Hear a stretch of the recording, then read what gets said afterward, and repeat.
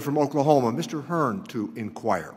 Thank you, Mr. Chairman. My time here today is short, so I'll be brief with some yes or no questions, Madam Secretary.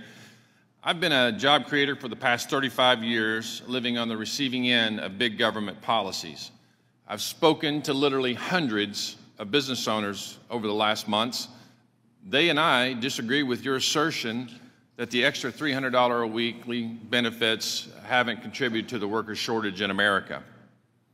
Madam Secretary, just yes or no, because I know you've answered these questions, but I just want to get a clarity on this. Do you think we should extend the $300 per week benefit beyond September 6th?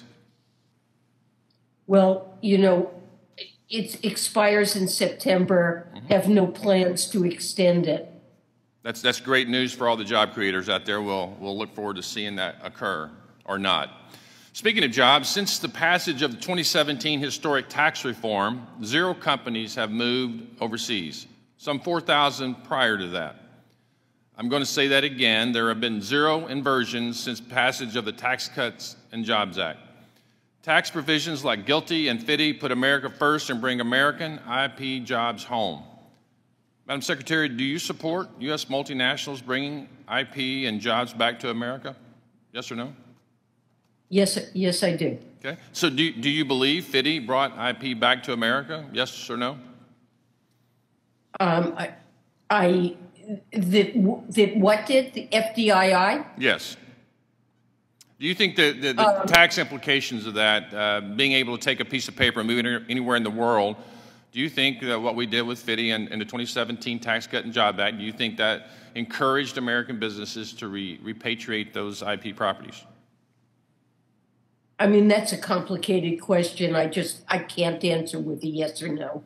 Well, can you give us a 30-second answer so I can wrap up after that? Well, we're proposing to change that to make it into a more effective tax credit.